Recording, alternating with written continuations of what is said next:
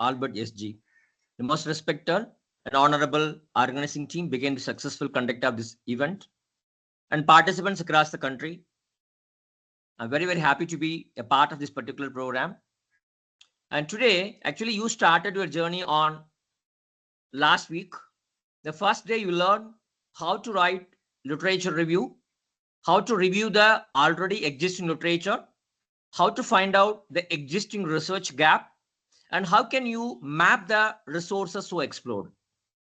And the second day, you learn what research methodology or what design I should use for my research work. What are the different research designs that are available for us? So after collecting the review and finding out the existing gap, you decided about your research design, and then you collected data on the third day and you analyze the data using SPSS package. So data analysis over, then you check your paper against plagiarism to ensure that academic integrity is established in your paper. So once you are sure about this academic integrity, you publish your paper on the fifth day in high quality impact journals. So once publication is over, now sixth day, what are you going to do? Once research is completed, your output is made available to the entire world. Now the question comes here, how you are going to measure the impact of your research productivity. So that is what my today's session. With this research productivity scores, research metrics, tomorrow you can apply for various funding agencies. So with this introduction, let me have all the pleasure of sharing my screen.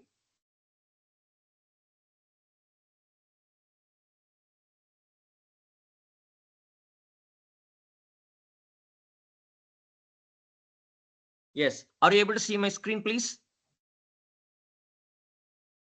Yes, sir. Yes, sir. Yes, thank you. Thank you, ma'am.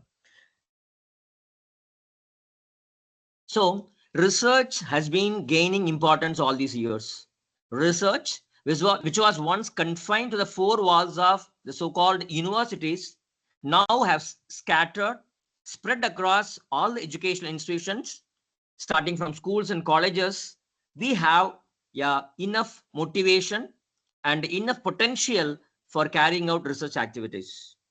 And especially because of the arrival of accreditation bodies like NAC, a ranking system like NIRF or NBA or world rankings, the importance the institutions give to research is much more than what was before.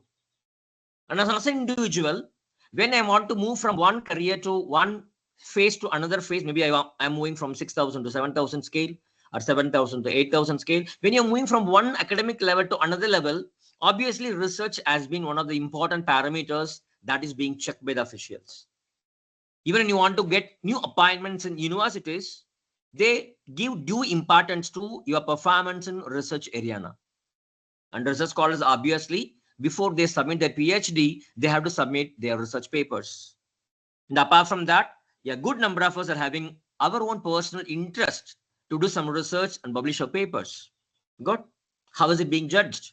Maybe 20, 30 years before you saw somebody who is good in research, we say, so this particular person X has published 20 papers, Y has published 30 papers, Z has only 50 papers. So obviously we say Z is more productive because he has published 50 papers compared to all others. So the number of papers, research papers that you published was taken as a measurement to identify who is active in the research field. But after some time, what happened? People started asking another question. Okay, fine, you are publishing papers, good, 50 papers. But in what kind of journals you publish your papers? What is the impact factor of the journal that have your papers? What is the site score of the paper?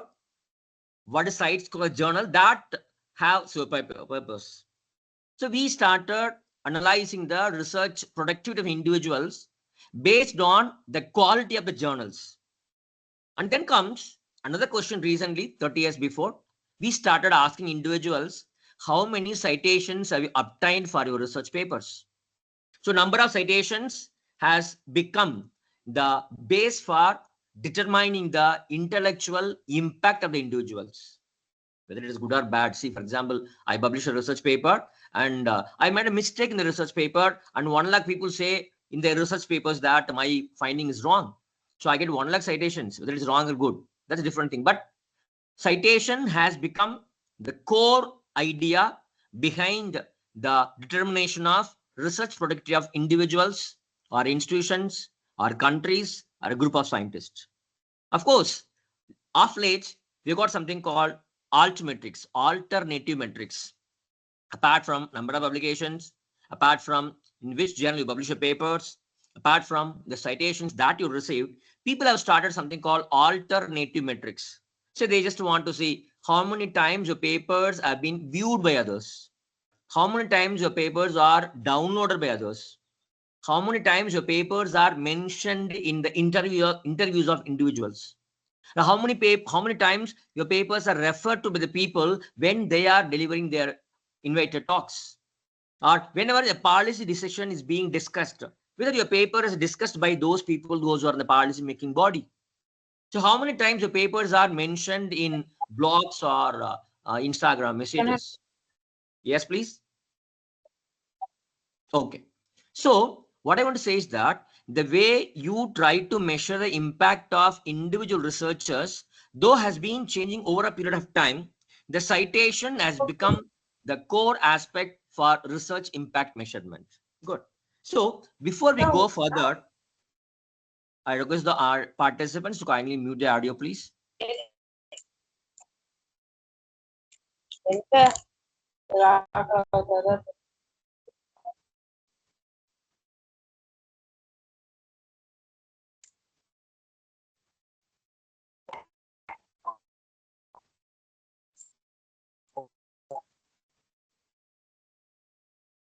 Sir, one second.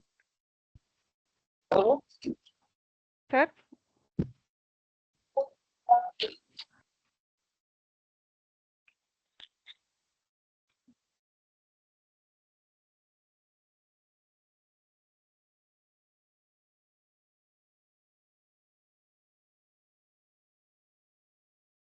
sir, can you hear me?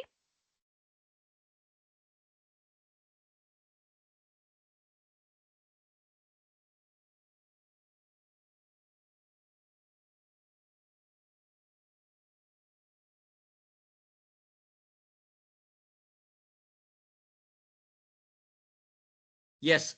Are you able to hear me now, ma'am? Yes, yes, sir, yes, sir. Okay, ma'am. 1 minute.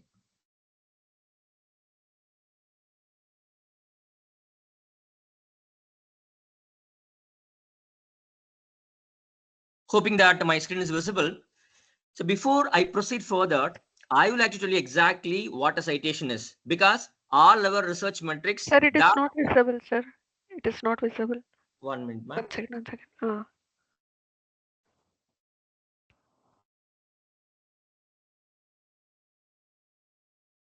Hope it is visible now, ma'am. Yes, sir, yes, sir, yes, sir. Thank you, ma'am. Thank you for the confirmation. So, because citation is going to be a very base for calculating all our research metrics. See, when you're writing a research paper, as you learned in the previous sessions, maybe in the introduction part, you write the name of the author along with the year of publication whenever you borrow some ideas from others. So in the introduction part of your research papers, you have to give reference to the research papers. How do you write a reference? If you are following one particular style, you write the name of the author along with year of publication. We say author date system. You are fixing a label. So this label tells me that Taylor and Kirwan 2009. This is a label. This label tells me that this particular point is not your own point. You have borrowed this point from this particular authors called Taylor and Kirwan.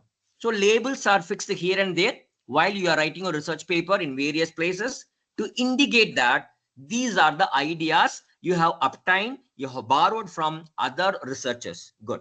The same way, while you're writing your review section, you do categorical presentation of reviews and you try to find out what are the methodologies followed, what are the findings, what are the limitations, or what are the possible directions given by previous researchers. So when you are doing a review of literature, you refer to all the previous researchers by using either author date system or you can use numerical system. You might have seen in some papers, instead of the author's name, they will just write 1, 2, 3, 4. Numbers will be there. Either numbers are superscripted or numbers are given within circular brackets. Both the methods are possible. Fine. This is about the review of section where you are borrowing ideas of others and you are thanking them. Good. In the way of reference. Same way, when you're writing the discussion section of your research paper, you are comparing the findings of your own research study with that of previous studies, and you're trying to see whether your findings are aligning with the findings of others or your findings are contrasting with that of others. So for these purposes, you refer to others' research work the same way. Either you use either author date system or use numerical system so that you are fixing a kind of labels here and there. Okay. And these things take place within the body of your research paper, maybe in the introduction section, or maybe in the review section, or maybe in the methodology section, or maybe in the discussion section. Whatever ideas you borrow from others, you are thanking them by fixing a label here and there, indicating that these ideas are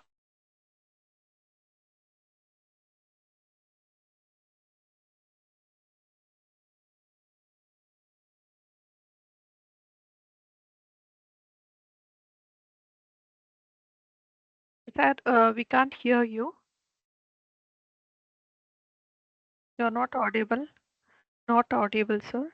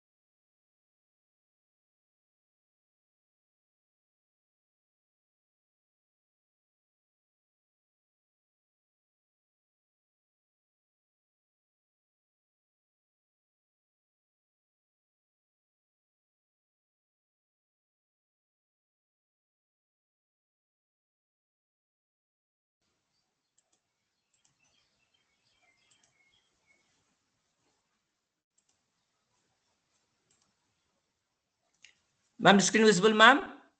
Yes, sir. Yes, Yes, sir. Yes, ma'am. sir. Some network issue. I'm sorry for this. Okay. So citation is nothing but when you are referring to a particular research paper, in the body of the text, you give either author date details or you give numbers. At the end of your research paper, you go and give complete particulars about the research paper. Okay. Then a particular person gets one citation. If I'm referring to Switchy Madam's research paper, I mention it in the 4th page of my research paper. At the end of research paper, I give complete particulars about the research paper, including madam's name, year of publication, title of the research paper, name of the journal, volume number, issue number, and page number. Then Sweetie Madam gets one citation. Good. That's what the thing is. So now question comes here. Why do we cite? What is the purpose of citing other researchers? It's very simple.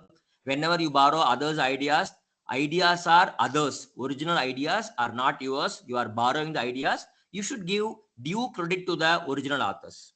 Secondly, see, whenever you are writing a research paper, whenever you got some claim, you claim something that, for example, girls are doing better in studies than boys. When you are giving this kind of claim, you need support for your claim. So what you can do is that you can gather the information from various researchers, those who are supporting this particular claim. So whenever you want to validate your arguments or comments or points of view, obviously you need to cite others. And very, very importantly, these days, if you want to get escaped from the menace of plagiarism, and you have to prove your credibility by giving proper reference to whatever sources you are borrowing from. And very importantly, this is called snowball referencing. See, if I want to have a set of research papers on a particular topic, what I do is that I find out one core research paper. I go to the list of references. Whatever references are used by that particular paper, then I will try to find out the full text of all those papers. And from those research papers, I'll move on to another research papers. So that is how the one particular set of references which are appended to a research paper will look like something like a snowball referencing. From one reference, you will get another set of references. If you go to another paper, there you will get a lot of references. So in order to guide the forthcoming researchers, these citations are really helpful. Good. The question comes here, sir, I have published 10 papers, sir. But the problem is, I don't know whether my papers are cited or not. If at all my papers have got some citations, I don't know how many times my papers were cited and who cited my paper, in which year my papers got citation. So I'm not able to get all this data. In fact, it was difficult. Maybe if you talk about 30 years before, it was really difficult because before 30 years, we had only printed materials, only printed journals, and we were not having access to these many number of journals online. And the people, those who are citing your research paper, actually they may not get your permission or may not inform you. But thanks to internet, thanks to the popularity of open access movement, nowadays we have got lots of resources using which we can easily find out how many citations are received by your papers. For example, you take Google or Google Scholar, or you talk about Microsoft Academic, or you talk about Base search engine, Bellefield academic search engine, beautiful. Or you talk about open access resources, maybe things like Doge journals or books, electronic theses and dissertations, conference papers, book chapters, open access data, or open access institutional repositories, open access preprints. A lot of things are there. And apart from that, nowadays, lot of institutions, they start subscribing e-resources. Either I join some consortium like ENList or ONOS, I subscribe to e-resources. Otherwise, I individually, apart from this, I pay money. If my institution is rich enough, my institution is financially sound enough, even I will go for extra e-resources. I just pay for subscription and I try to get access to all these resources. So, since more number of resources are being made available for us, it becomes easy for us to find out how many citations are being accumulated from my papers. Good. Yes.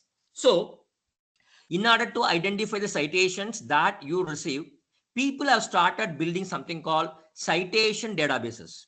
There are citation databases where you'll be able to find out which later documents are citing which earlier documents. Say a paper published in 2006 might have cited papers published in 2002, 2001, 1999. So this linkage, citing document and cited document, this linkage is provided in citation databases. See, the history of citation databases goes back to 1873 when Shepherd citations were created.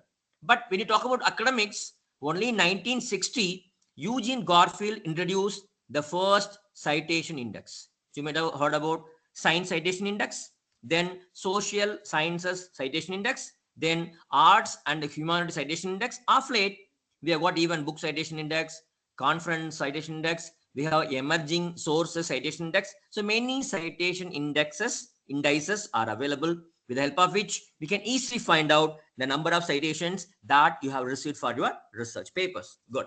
See, what are those services from where we can get information about your citation databases? See, we have Web of Science and Scopus. Both are commercial databases. If you are having subscription to these resources, you can log into Web of Science, you can log into Scopus, you can find out how many citations are received by your papers. Of course, Scopus, there's an option called Scopus Preview. If you're having less than 10 papers in Scopus, you can go to Scopus Preview. Without even having institutional access, you can find out how many citations you have received. But apart from this, there are n number of free citation indexes like CiteSeerX, Indian Citation Index, Google Scholar, Dimensions, OpenLX, PubMed, and SSRN. These databases also help you to find out how many citations you have received for your papers. So, for example, I'm in CiteSeer. For example, I just typed cell biology. I get the results. Here you can see here, just below every paper, it is given cited by 612. That means this paper has received 612 citations. If you just give a click on this 612, all the 612 citations will appear. You can find out who was cited, in which year, how many times your paper is cited in CiteSeerX. The same way, you might have heard about Indian Citation Index. It's a free database. Just go and log into Indian Citation Index. There you can search for authors. For example, I searched for K. Ramasamy. All his papers will appear along with number of citations he received for each and every paper. And the very popular Google Scholar, I think you all know about Google Scholar. Just go to Google Scholar. For example, just type digital library. I get the results. When you get the results, just beneath every research paper, you can see something called cited by 708. It means that this particular research paper has got 708 citation. You just give a click on that, all the 708 citations will appear. You can find out who cited you. Then good. The same way, Dimensions database, this has got both free version and pro version. If you are using a free version, no problem. For example, I have searched for materials on cloud computing. These are the results on cloud computing. Here you can see the number of citations each paper has received. For example, this paper has got more than 14,000 citations. That you can find out. If you're using PubMed, you might have heard of PubMed, database which is being maintained by National Library of Medicine, USA. See, for example, I just went to PubMed. I typed for getting materials on lung cancer. Once you get the result, you go and type a particular research paper. So I want to see how many times this paper is cited. Good. Just come down. You can see here cited by. Just click it. Whoever is cited this particular paper will be listed. So even from PubMed, you can find out number of citations. Similarly, SSRN, Social Science Research Network. Very simple. Just go.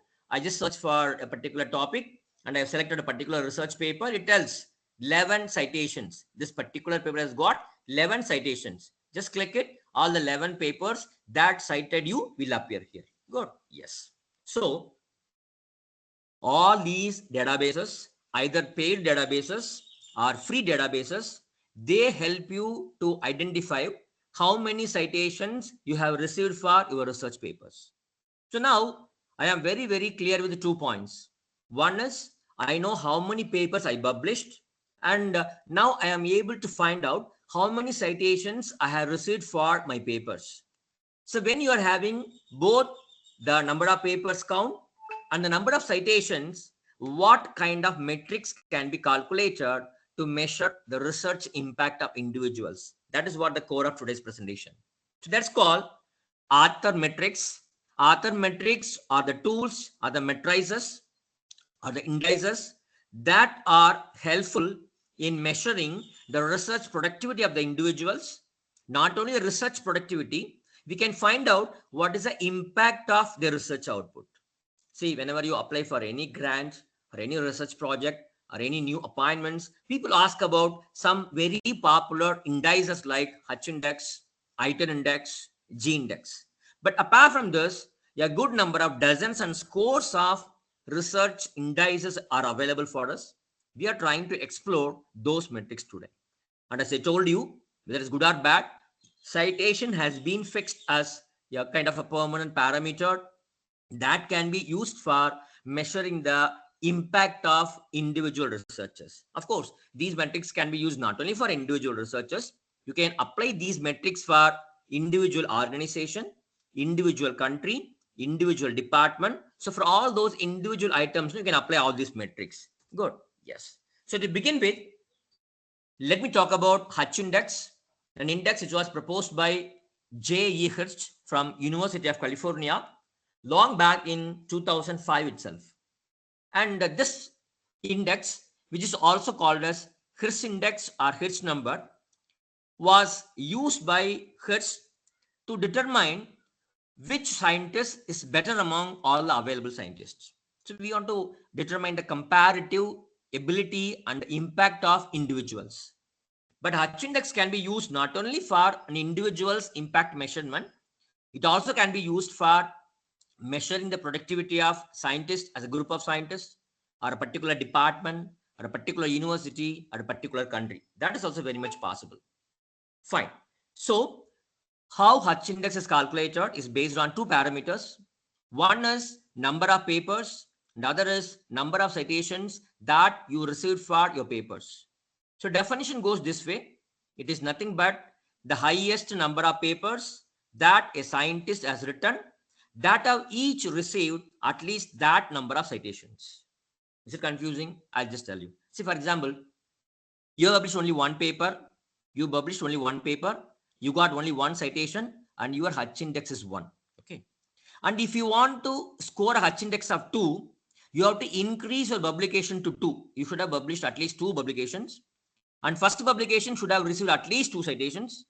Second paper also should have received at least 2 citations. Then your Hutch index becomes 2. If you want to have a Hutch index of 3, you should have published at least 3 papers. And each of three papers might have received at least minimum 3 citations.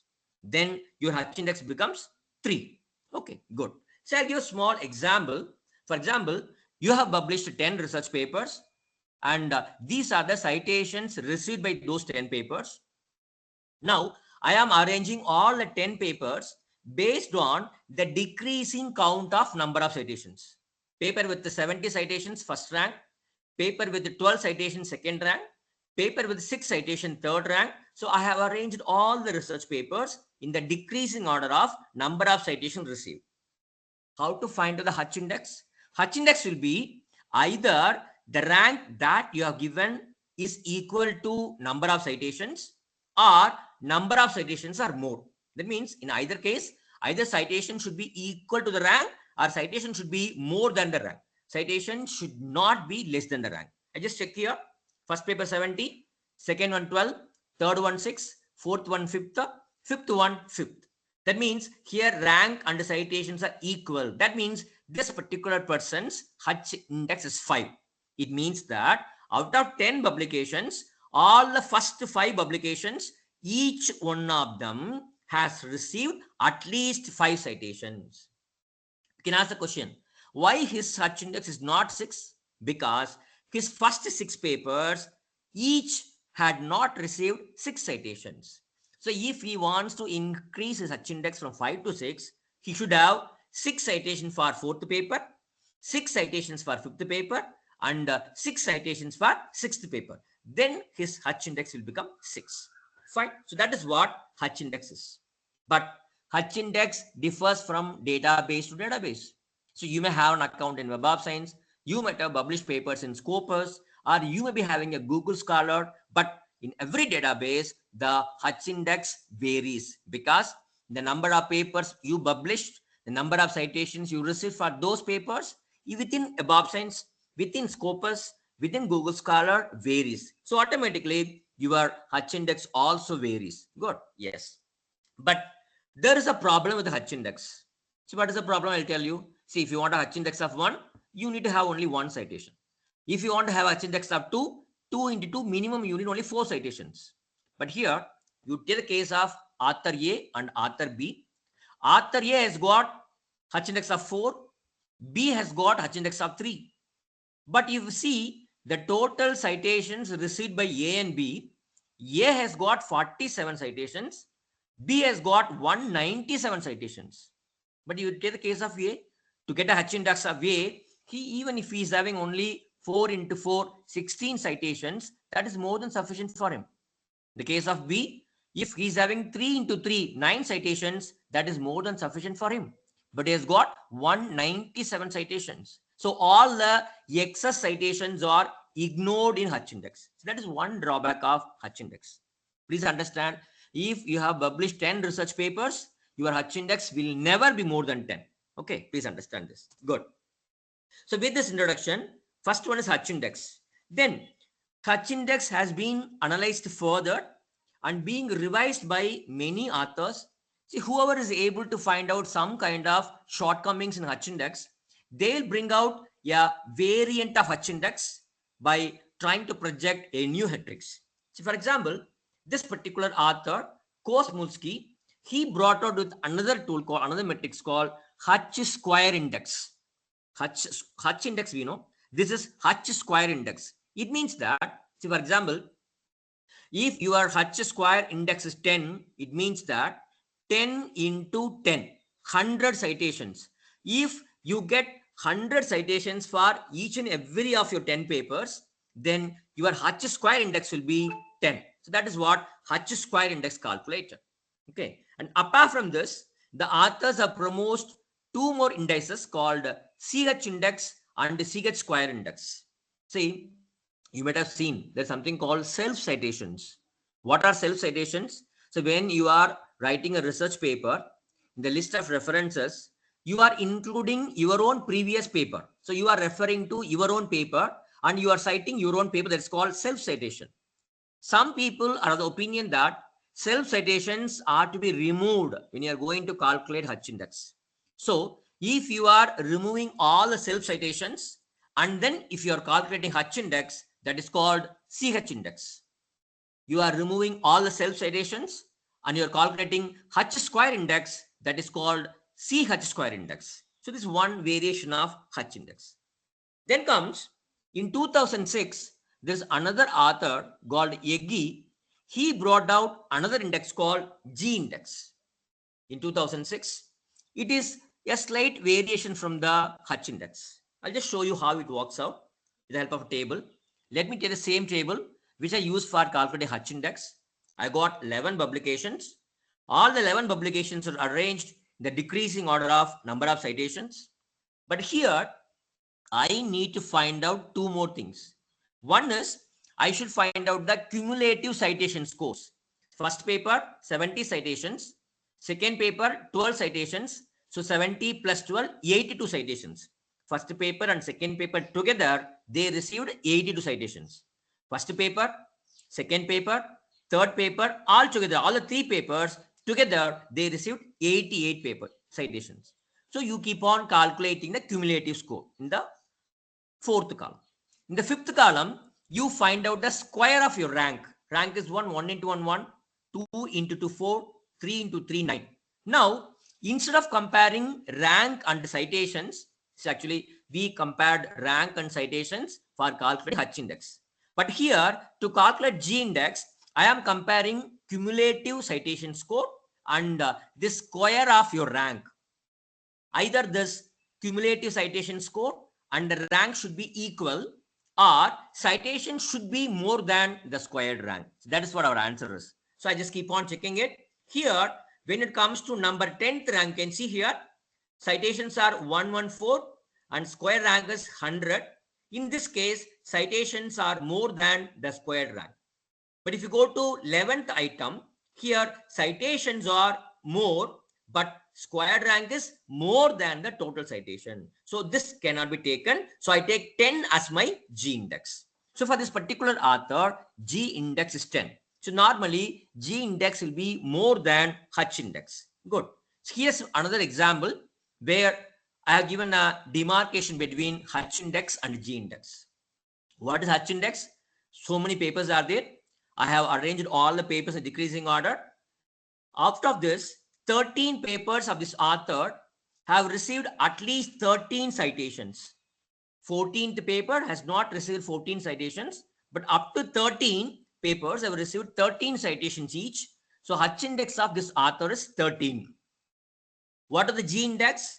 I have squared the ranks and I have calculated the cumulative citation score. You can see here, when your rank is 361, cumulative citation is 381. So your G index is 19. Why it's not 20? If you go to the next point, here squared rank is 400, but citation is only 392. I told you always citation should be either equal to the rank or citation should be more than the rank. You should reach that particular cutoff point. So that is about H index and the G index. You can ask a question, sir, where can I find my H index? Sir, if you're having access to Web of Science, please log into Web of Science. Web of Science provides H index score for each and every author. If you go to Scopus, just go to Google, type Scopus preview, and there just click on author search. There you can go and type the name of the author. Author's names appear. You just click the name of the author. You will get what is the H index of this particular author called Xavier. You can easily find out in Scopus. Then comes Google Scholar. When Google Scholar was introduced in 2011, they brought out another important metrics called I10 index. I10 index. So what is the meaning of I10 index? For example, I have published 10 papers. Out of 10 papers, there are 6 papers who have received 10 or more than 10 citations. So the number of papers that have received 10 citations or more than 10 citations is called I10 index. Out of my 10 papers, if 6 papers have received 10 or more than 10 citations, my I10 index will be 6. That is being given by Google Scholar.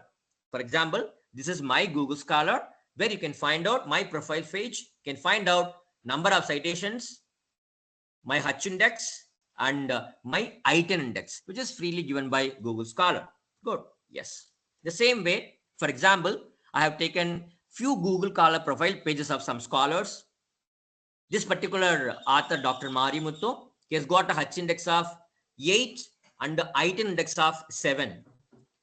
Arul Shankar, Dr. Arul Shankar, he has got a H index of 7 and I10 index of 6. It means that out of all his publications, there are 6 papers that have received 10 or more than 10 citations. Fine. That's about H index and G index. Then comes, see, this particular author who invented H index, he was thinking, see, why shouldn't we take into account the career length of the researchers before we finalize the research impact performance? See, for example, you take myself, I have been in service for 20 years. Maybe there is another person, he has recently joined our college. Maybe he is having only less number of experience. I published my paper 10 years before. He published papers only 2 years before. So very, very, very young scientist. I'm having H index of 5. He is having H index of 3. So can we compare H index of 2 individuals who are having different working span, different career research experience span? So it is doubtful. So Hirsch has brought out something called M quotient, where we are giving due importance to the year of number of years during which the person is very active in research work. So what is the formula? M quotient is equal to H index divided by the number of years since his or her first publication. So I give an example. See, for example, author 1, he is having H index of 8. He published his first paper just 4 years before. So what is his M quotient? 8 divided by 4. 2 is his M quotient. This is another author who has got a H index of 24, but he joined or he published first paper in 8 years before. So 24 divided by 8, 3 is his M quotient. So M quotient is another matrix which helps to identify who is a better researcher when 2 or 3 researchers having different periods of research experience. Good. M quotient can be used for the purpose. And here is an index that tells you if you are having a M quotient of less than 1, you are on average, your impact is very average. If your M quotient is between 1 and 2, your impact is above average. If your M quotient is between 2 and 3, and your research impact is excellent. It's a small table. Good. Then comes M index, which was proposed by a couple of authors. So what is this M index? See, dear participants, the purpose of today's presentation is I would like to give you a comprehensive list of very popular research indices which can be used for measuring your research impact performance. Starting with H index, H square index, CH index, G index, M quotient, and the list continues. So let me tell you what is this M index, how to calculate. So M index is very simple. It is median number of citations received by papers in the H core. So let us understand what is H core and what is H tail. After understanding the meaning of H core, you take all the papers which are in the H core, you find out the median number. You know what is median? A number that separates a number segment into two equal parts. That's called median. I'll give a small example for your understanding. So two researchers are there. First researcher published 20 papers. Second researcher published 20 papers. But when you are calculating the H index, first author's H index is 13. Second author's H index is 13. But it is very obvious that when you happen to see number of citations received, I feel that first researcher is better. He has got 47 citations, 42 citations, 37 citations. But the second author has got only 20, 20, 18, 18 citations. But their H index is same. But how can you find out who is better? So they suggest M index. So I have just got these two authors. See, his H index 13. So I take first 13 citations. This particular author's H index also 13. So I take first 13 papers. So that is called H index, H core. Remaining papers belong to H tail, this 13 to this 11. For the second author, this 12 to 5 is termed as H tail. So to calculate M index, I am not bothering about the H tail. I am only bothering about the H core. That is first 13 papers. First 13 papers. And you need to find out what is the median value for these 13 papers. Leave the last 6. Leave the first 6. The middle number. 17 is the M index. What is second author? 14 is the median number, middle number. So this M index helps us to understand when two authors are having the same H index, you can make use of M index to find out who is relatively better by just taking into consideration only those papers which are included in H core. That is M index. Okay, good. Then comes E index. As I told you, see, you take this particular case, author C has got H index of 5. To get a H index of 5, you need just 25 citations. Each paper has got 5 citations. So if you're having totally 25 citations, obviously you can score H index of 5. But you have used 237 citations. That means around 212 citations are excess. Okay. So many of the indices, whatever we have been seeing, they are not giving due importance to the excess citations. But here, there's an index called E index, which is being calculated based on the excess citations. See, for example, we have got 3 authors, author 1, author 2, author 3. These are the total citations received by them. And this is the H index score, 51, 51, 50.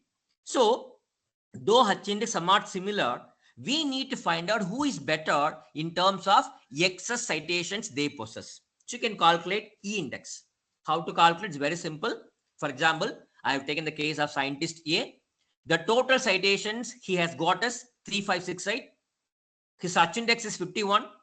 That means to get a H index of 51, minimum he needs 51 into 51, 2601 citations. If he's having 2601 citations, he can get a Hutch index 51. But actually, he's having 3568 citations. So how many citations is having excess? 3568 minus 2601 967. 967 citations are excess citations, which is not considered by Hutch index. So if you calculate the square root of this 967, that is his E index. So what is his index? 31.09. Let me go back to check what is the E index of these three authors. So if you analyze the research performance of the authors based on E index, then you can say author 3, who is having the Hutch index of 50, is having E index of 114. So when excess citations are considered, third author becomes most productive. This is another way of measuring the research productivity. Good. Then comes Scopus author matrix. So if you're having a Scopus success and if you've got papers published in Scopus, Scopus provides author position matrix. So they say you may be the first author in a research paper, or you may be the last author, or you may be the co-author, or you may be the only one author of the research paper. If it is so, Scopus provides metrics for different author positions. So if you publish some 30 papers, out of 30 papers, in few papers, you are the first author. What is your performance? What about your citations? If you're the last paper in few papers, what about the citations received by those papers? If you are the co-author, what is your performance as a co-author in terms of citations? If you are the single author, if you are the only one author who has authored papers, what is your performance? So this author position matrix is provided by Scopus. I was just interested to check my author position matrix. When I logged in, it says that you should have institutional access. You should have subscription to check the author position matrix. So I was not able to find out my author position matrix. Then comes individual Hutch index, which was proposed by Batista and others. It's very simple. See, you take one author called X. He has got a Hutch index of 10. Okay, we calculate his Hutch index. And when we calculate how many authors altogether are there in all the 10 papers, we have around 28 authors. You take each and every one of the 10 papers, you see how many papers are there in each, how many authors are in each paper. You total the number of authors. We have 28 papers, those who jointly contributed 10 papers. Okay, good. Now, I'm going to find out the average number of authors. 28 authors divided by 10 papers. So average number of authors is 2.8. Now I am calculating individual Hutch index using this formula. What is the formula? Hutch index divided by average number of authors. So in the case of author X, his Hutch index is 10. Average number of authors is 2.8. So his individual Hutch index is 3.57. This is another version of Hutch index. Then people talk about normalized individual Hutch index. The Hutch index, which was proposed by Herzing. Herzing introduced software called POP, Publish or Perish, the software. In that particular software, he introduced normalized individual Hutch index. So how to calculate? I'll give an example. See, for example, a particular author has got 9 papers. Okay. And these are the number of authors you find in every paper. A number of citations received by all these papers. Now you need to calculate the normalized citation count. That is 66 divided by 3, 22. Normalized citation count. 54 divided by 2. 49 divided by 1. So after finding out the normalized citation count, you rearrange all the normalized count in the decreasing order. Then you calculate Hutch index. That Hutch index is called normalized individual Hutch index. Okay, here we are taking the citations, but we are not giving entire citation credit to individual author. We are dividing the citations by number of authors, and the weightage is being given to all the authors equally. Good. Then comes Hutch A index. I will tell you how Hutch A index is calculated. Similarly, same author, 9 papers, and here instead of number of authors, here you take number of years since the paper is published. So this paper is published 10 years before, this paper 9 years before, this paper 8 years before. Fine. Here I calculate normalized citation count by dividing citations by number of years since publication. 66 divided by 10, 6.6. 54 divided by 9, 6. So after calculating this normalized citation count, I am arranging all these counts in the decreasing order. Then I calculate H index. That is called HA index. But here, the citation score is not given to one particular year. It is being spread to all the years. Good. Yes. It is a software. It's a free software. You can just download and you can get different indices like H index, G index, H1 normal, H1 annual, HA index. See, all these indices are provided in POP software. Good. Yes. Then comes HG index is another variation. The author says that HG index is equal to H index multiplied by G index and the square root of this. It's called H index. For example, I am going to calculate HG index of one author called Braun. The Braun's H index is 25. His G index is 38. You multiply this. Whatever answer you get, you find the square root of this. That is called HG index. You take both H index and the G index and you calculate the geometric mean of both the values. That's called HG index. Good. And this Indian author called Chattopadhyaya, he initiated a new index called C index. Okay, C index. How to calculate C index? Okay, C index can be calculated with the journal ranking or without journal ranking. If you're not taking into account the journal ranking, how to calculate? See, Chattopadhyaya claims that you have to give weightage to the level of collaboration. See, for example, you have written a paper in which you are one author and an author from Africa is another author. So it's an intercontinental paper. You give one as a weightage. See, there are two authors. You're also India. Author is also from India. But both are in the same continent. You are from India, other author is from Singapore. Both are Asian countries. So here you get, for that paper, you get a weightage 0.7. See, you got a paper wherein you are the author. The other paper is from other states or other organizations. You get 0.3. See, you are the author and another author is also from your own institution. You get just 0.1 as a weightage. So different weightages are given to authors, your papers, based on the level of collaboration. See, for example, I have published some 60 articles.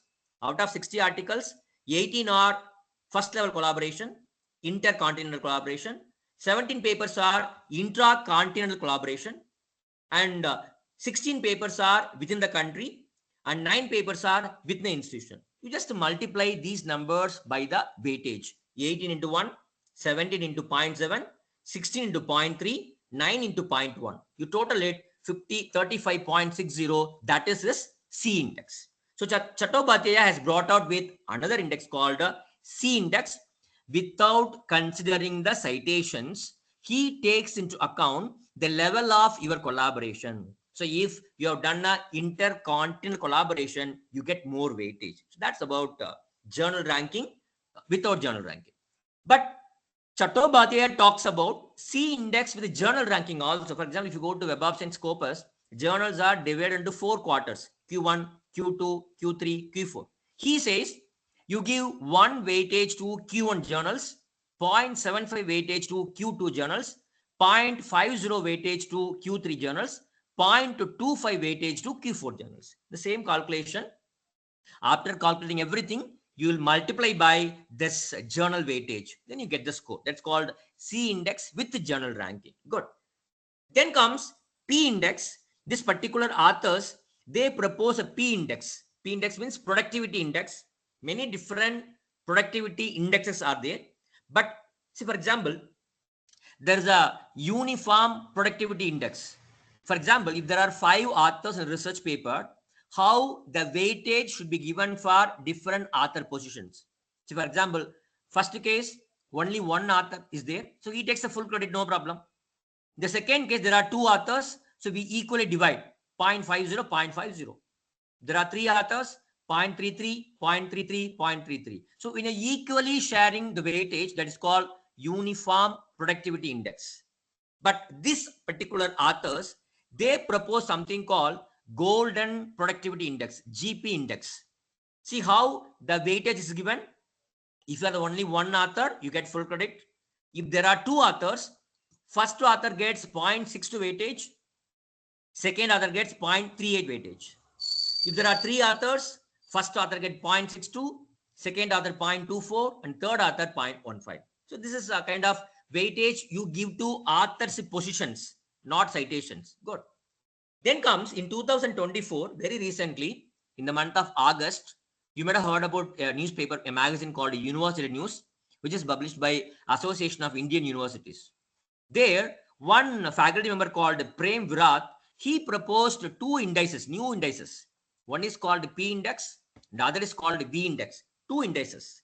Very simple way he has proposed how to calculate P index and V index. Let us see what is that. See, P index is very simple. You just see how many citations you receive for all your papers. If you got 10 papers, you just see how many citations you receive for all the 10 papers together.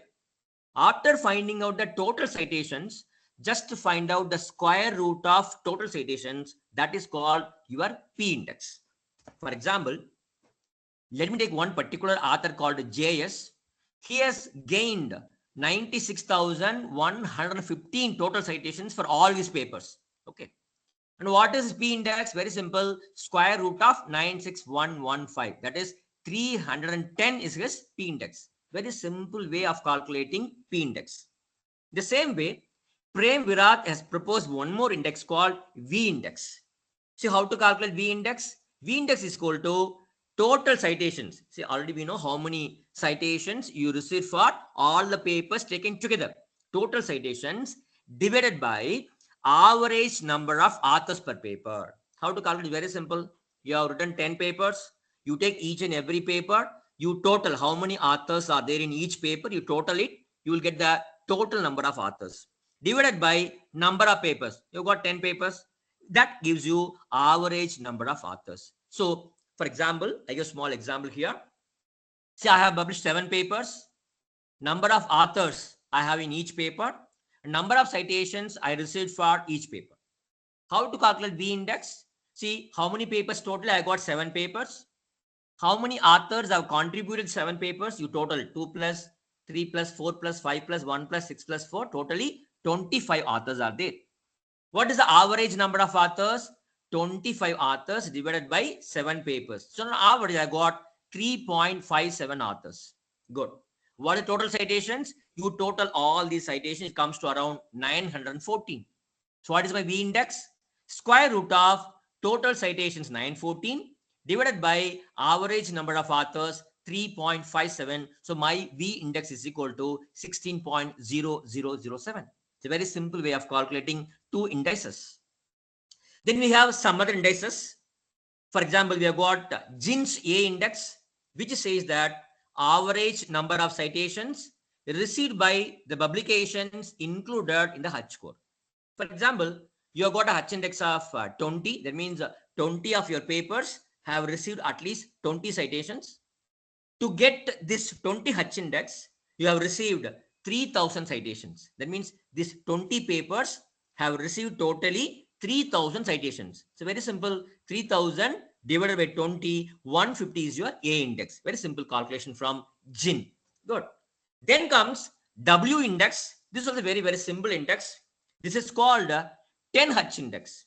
Very simple. For example, if you say that your W index is 5, it means that 5 into 10, 50 citations are received by you for all the papers. Okay. For example, if you say that your W index is 10, 10 into 10, 100. That means every paper, all the 10 papers should have received at least 100 citations each. That is called your W index. You just multiply into 10. You get W index. That's why it is called 10 H index, which was proposed by the people. Then you have got two more indices. One is K index. It's a very interesting index, K index.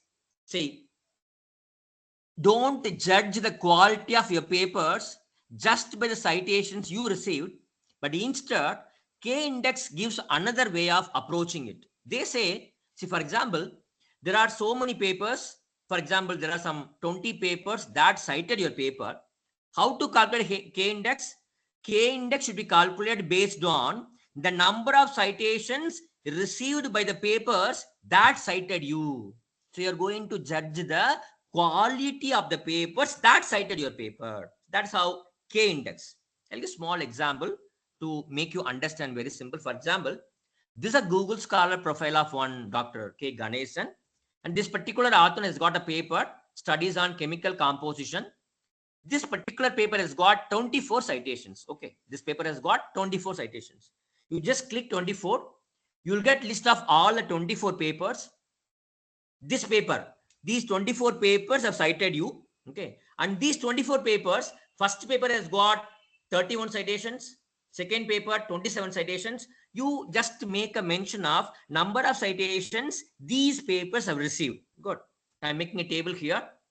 1 to first paper 31 citations, second paper 27 citations, third paper 3 citations, and a few papers have not received any citations. Now, by removing the zeros, I am arranging all these papers in the decreasing order of number of citations they received. With this score, I am calculating the H index. What is H index? 9, because 9 papers have received at least 9 citation. 10th paper has not received 10 citation. So his H index is 9. So K index is calculated based on the number of citations received by the papers that cited your paper. Fine. So that is a beautiful concept called K index. And then comes ZP index. See, many a time we take citation as a base for measuring the research impact. You think about the new research scholar, you think about a postdoctoral research person. For the juniors, if you take citation as a base, you may not be able to find out exactly this measurement. So there is another index called ZP index. So I will take 5 more minutes to complete my presentation, please. Good. So very simple here. If you are a junior researcher, your impact will be calculated based on ZP index, where two things are taken into consideration. One is impact factor of the journal, and secondly, your author position. If you know these two things, you can calculate ZP index. No need to calculate your citations. I'll give a small example here. There's an author. He has published 3 papers altogether. He's a young professor who joined recently. He has got only 3 publications. Out of 3 publications, he has got, dear participant, kindly mute your audio, please. I'll take 5 more minutes, please. Okay. See, there's a young professor. He has got 3 publications. Out of 3, in one paper, he is the first author. He published the paper in a journal called Psychological Science, whose impact factor is 4.43. And in another journal, he has published 2 papers. In one paper, he is the first author. In another paper, he's the third author. So we can calculate his ZP index. The impact factor multiplied by his authorship position. First paper, he is the first author. So 4.43 into 1. In the second journal, in one paper, he is the first author. So 4.88 into 1. And the third paper is the third author. So we have to find out his authorship position. How to calculate this formula? 1 by 2 to the power of 2. That is 1 by 4. So 1 by 4 of 4.88. If you total all the 3, you will get 10.03. That is this ZP index. This is useful for young researchers. And the last index is publication popularity index. It's a very simple index. It tells you how popular your research paper is. How many people have cited your paper. While you are calculating this number, you should not include self-citations, and you should not include the authors if they are repeatedly citing a paper. For example, if I am citing your same paper twice, thrice, only one time it will be counted. That means we should take into account total number of non-repeating authors, those who are citing a paper. It's very simple. It means that how many people, unique people, how many unique authors have cited your paper. That's called publication popularity index. I give a small example. So here, there's a paper. This has got 21 citations. All the 21 citations are given here. Here you go and calculate number of authors. You should not take the self citations. You should not take the authors, same authors more than once. You just go and count. This bold authors, they are only once. You just calculate. You can see there are 21 unique authors, those you have cited this paper. So the publication popularity index of this particular author is 21. This is another way of measuring the research impact. So dear participants, in order to measure the research impact of individual authors, so many researchers across the continents, they have proposed different indices. Most of the indices are using citation as a base, but there are some other indices which talk about your level of collaboration. They talk about the journal quality. They talk about the citation of the papers that have cited your paper. So I would suggest in your organization, maybe the IQSC cell or research committee can sit together and you can decide out of these many indices, which kind of indices, maybe 3 or 4 indices that can be useful and maybe applicable in your institution. And you can try to calculate those indices for the coming years. Because in many institutions, starting from NAC and UGC, they are asking for these kinds of indices. Maybe in future, your measurement, your research impact measurement will be based on this multi-metric approach, where you will be judged not just based on your Hutch index, but you'll be judged based on your C index, based on your publication popularity index. So many indices will be combined together to measure the research impact of individuals in the days to come. So let's be ready. Let's know what is the meaning of all these indices and how these indices are calculated. Maybe when you're free, you can try to calculate these indices for your own research performance. Fine, that's what from my side. And let me start my presentation and over to the participants. We got some queries. You're most welcome, please.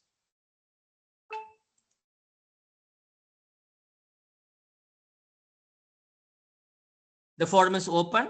The participants, either you can give your questions in the chat box or you can ask questions, please. No query, sir. Thank you, sir. So there is a question. Please, ma'am. H index, K index, C index, and publication. Popular likewise, how to weight measurements Actually, publication, highly info. And actually, every index talks about a particular parameter, while Hutch index is focusing only on number of papers and number of citations. G index takes into account the cumulative score of citations. When you talk about E index, it talks about excess citations that you have apart from what is useful for calculating Hutch index. If you take C index, they take into account the level of collaboration you have. If you take publication popular index, that talks about the number of non-repeating authors, those who have cited. So each and every index is useful for measuring your research performance from different angles, based on your citations, based on your collaboration level, based on number of people, those who have cited uniquely, or based on the journal quality. So it all depends on you. As I told you, you need to frame a committee in your college or organization. You should decide out of these many indices, you may select 3 or 4 indices in this year. You can decide and you can start measuring the research performance of your own faculty members based on 3 or 4 indices this year. Next year, you can add one more index. The same way, you can keep on increasing. Every index has got different dimension of measuring the research impact of individuals. But as on today, if you go to UGC, if you go to any accreditation bodies, no, they talk about only Hutch index. Sometimes they talk about I index. Other indices are not being asked, but I'm sure in the days to come, they will ask other indices also. Okay, good. One more question, sir. Last question. Please, how to calculate impact factor? It's a good question. Dear participant, see, so far I have been discussing only about the author metrics, how to calculate the research impact of an individual. If you want to calculate the research impact of a prestigious quality of a journal, there are some journal metrics. Journal metrics are used for measuring the quality of the journal.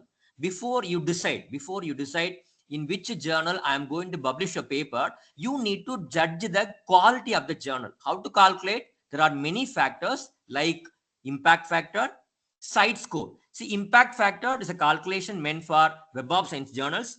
Site score is a metric meant for Scopus journals. In Web of Science, whatever journals are included and indexed in Web of Science, they give impact factor for all those journals. Only those journals which are indexed in Web of Science alone will have impact factor. So impact factor is nothing but total citations received by a particular journal in the previous year divided by number of papers published in the journal in the previous year. So that is equal to average number of citations received by that particular journal. That is called impact factor. We have 2-year impact factor and we have 5-year impact factor. If you're having access to Web of Science, you can find out the impact factor of each and every individual journal. Otherwise, you need to buy something called JCI, Journal Citation Index, which is published by Clarivate, the owners of Web of Science. There, they provide impact factor score for all the journals. I think I'm clear. Next question, ma'am. That's all, sir. Thank you so much, sir. So in case no more question is there, I'll be sharing this PPT with the organizers. I request the organizers to share this particular PPT